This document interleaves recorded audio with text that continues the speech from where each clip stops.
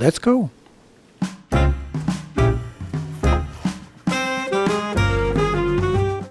Hi, it's Ken Hadrick. Good to see you. And once again, we're doing some simple cooking for hard times to help keep you well nourished and hopefully a little less frazzled than you might otherwise be. You may recall last week I showed you how to make my favorite vinaigrette dressing.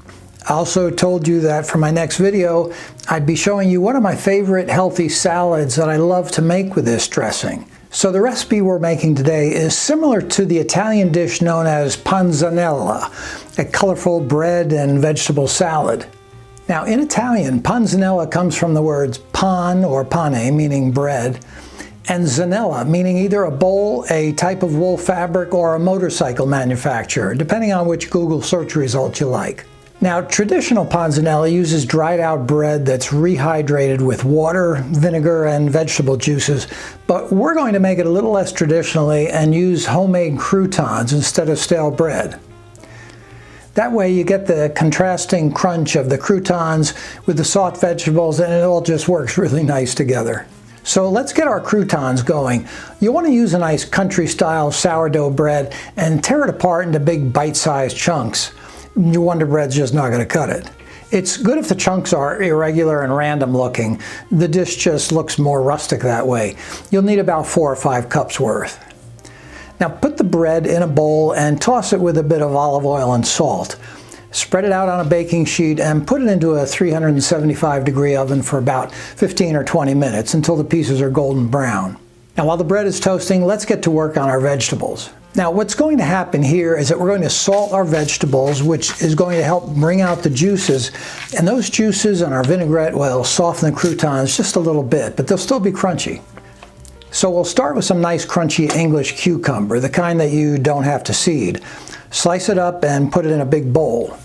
Then we'll chunk up some ripe tomatoes. Good tomatoes are a must, which is why this is really the perfect summer dish. They can be the big beefsteak tomatoes or smaller ones like this, or even cherry tomatoes, but don't use the Roma or the paste tomatoes. They're just not juicy enough. They're a little too meaty. Let's slice up a yellow bell pepper and throw that in, and then we'll salt and pepper the whole kit and caboodle and set it aside for about 20 to 30 minutes to get it good and juicy. Now we better go check on our bread. We don't want to get too brown, we just want it to get nice and golden. There are a few optional ingredients that we can add to our vegetables if you want them, like halved olives and capers. I love those. Fresh basil and parsley, absolutely, we got to have those. They're out in the garden. Now it all boils down to a matter of timing here at the end, because we're going to mix everything together, but we don't want to do it too early or soon before we serve it, because the croutons might get a little too soft. Okay, we've waited long enough, so let's eat. We'll add the croutons to the veggies, then some dressing, and we'll give it all a nice toss. Doesn't that look nice? We're going to taste it. We're going to add more dressing if we need to, and then we're going to toss it again. Now the finishing touch, some crumbled feta cheese. Oh, that's gorgeous. And if you really want to gild the lily, we can garnish it with some good oil-packed canned tuna. Oh, I just love the way that mustardy vinaigrette tastes on everything. It just coats it so beautifully. And I think you're going to like it too. So I hope you try this salad. I know you're going to love it. Thanks for tuning in today. Tell your cooking friends where they can find us, and we'll see you again soon.